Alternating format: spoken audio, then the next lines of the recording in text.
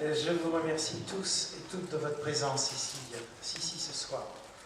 Et je remercie de leur présence aussi les représentants des hôpitaux, des collectivités locales, du Conseil général, de la DAS, de la TRAS, des services médicaux et sociaux, des associations partenaires. Je remercie tout particulièrement M. le Dr Guy Baillon, psychiatre des hôpitaux, qui va nous parler ce soir du thème qu'il a retenu: en quoi le handicap psychique peut-il nous aider à lutter contre la stigmatisation qui pèse si fort sur la psychiatrie. Je remercie également le Dr Serge Brückmann, praticien hospitalier au CHD Georges de Maison, qui coordonnera les débats et qui a plein de questions à poser.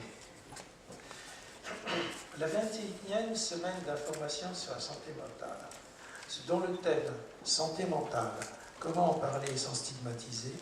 nous donne l'occasion d'appréhender la complexité de cette thématique. Chaque fait divers impliquant une personne souffrant de troubles psychiques crée dans l'opinion publique une résonance particulière. C'est le réflexe de peur. La réponse est tout naturellement sécuritaire.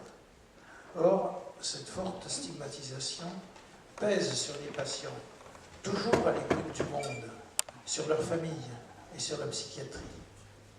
Simultanément, les maladies mentales sont de plus en plus évoquées dans les médias. Des témoignages de personnes malades, de familles, de médecins viennent dire le vécu des personnes atteintes de troubles psychiques. Constamment, il en ressort que ces personnes sont avant tout des personnes en souffrance et qu'elles ne sont pas, statistiques à l'appui, plus impliquées que la population générale dans les faits divers, mais qu'à l'inverse, elles en sont bien plus souvent elles-mêmes les victimes des autres. Cette stigmatisation mal vécue est un obstacle important aux actions de prévention, d'accès aux soins, de continuité des soins et d'accompagnement. Comment en parler sans que cela désigne ou exclue les personnes concernées? Comment en parler tôt pour en parler à temps? Comment travailler avec les médias sans dramatiser? Comment en parler sans stigmatiser? Toute notre société est concernée, car personne n'est à l'abri d'un problème de santé mentale. La délégation INAFAM Loiret, Union nationale des amis et familles et ou handicapés psychiques, et des malades et ou handicapés psychiques, a pour mission d'accueillir, d'écouter, d'informer, de former les familles dont un des proches souffre de troubles psychiques. Ces troubles sont souvent de l'ordre de la psychose, de la névrose, des addictions, des dépressions graves.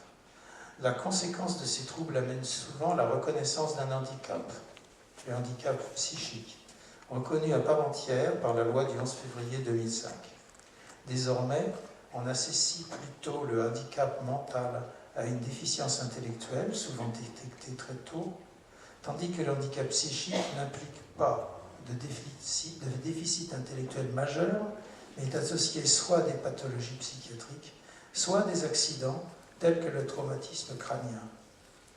Le handicap psychique n'affecte pas directement les capacités intellectuelles, mais plutôt leur mise en œuvre. Il est toujours associé à des soins. Ces manifestations sont essentiellement variables dans le temps. La reconnaissance du handicap des personnes en souffrance psychique qui vivent majoritairement dans la cité est un moyen de lutte contre la stigmatisation, et l'accompagnement de ces personnes est une nécessité sociale. En effet, l'accueil permet de lutter contre l'isolement, l'accompagnement les aide à obtenir la continuité des soins, l'obtention de ressources suffisantes, l'affectation de logements adaptés, un accueil et un accompagnement dans la cité, si nécessaire une protection juridique, et si possible des activités et du travail. Et ceci dans la permanence du respect de la personne en grande difficulté. Dans le Loiret, 3 associations affiliées à l'UNAFAM œuvrent dans l'accompagnement social de nos proches. Le Cap Panier, qui depuis 26 ans pratique le soin social par la création d'un groupe d'entraide mutuelle, GEM, Nouvelle Porte. Passerelle 45, créé en 2002, qui a ouvert le groupe d'entraide mutuelle GEM, Nouvelle Chance. Puis en 2006, un SAVS, Service d'accompagnement à la vie sociale, et en 2007, un SAMSA, service d'accompagnement médico-social pour adultes handicapés. Enfin est né, début 2007, sur le Mont d'Argois, le groupe d'entraide mutuelle de l'association Chrysalide à Amilly. D'autres GEM existent dans le Loiret. Le GEM Bel Horizon à Saint-Jean-de-Bray, affilié à la FNAPSI.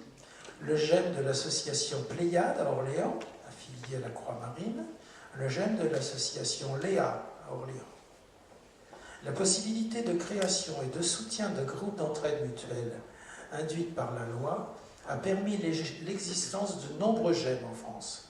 Et ce mouvement suscite un intérêt croissant dans la communauté médicale, bien au-delà de nos frontières. Nous vous présenterons jeudi 18 mars, donc après-demain, à 20h au cinéma Les Carmes, le film Après la folie de Michael Hamon, qui a filmé à Nantes des malades psychiques au sein d'un groupe d'entraide mutuelle. Je laisse la place à M. le Dr Guy Baillan. À la fin de sa conférence, un débat à partir de vos questions pourra s'instaurer avec la participation de M. Serge Bruckmann. Un stand de livres et de brochures sera à votre disposition dans le hall, ainsi qu'un pot offert par l'UNAFAM.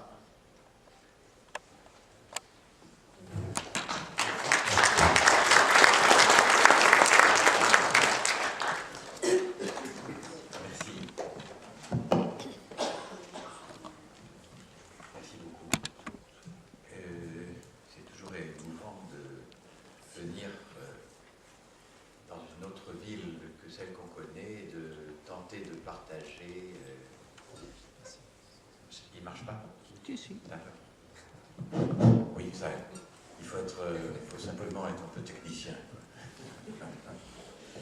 Autant pour moi. Oui, parce que c'est une question qui est douloureuse.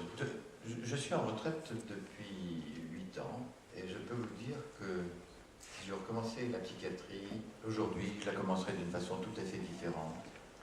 Dans la mesure où depuis 8 ans, j'ai pris contact avec Jean Caneva, à l'UNAFAM pendant 3 ans, puis avec la FNAPSI, Claudine Koestein, donc la Fédération des associations de patients de psychiatrie. Et justement, pendant l'arrivée de la loi 2005 et la naissance des GEM, et je dois vous dire que j'ai découvert une autre psychiatrie. Et je suis un farouche défenseur de la loi 2005, dont je peux vous dire qu'elle n'est pas encore comprise dans notre milieu, bien que je sais qu'ici on est en avance. Mais pour la psychiatrie, c'est quelque chose de bizarre.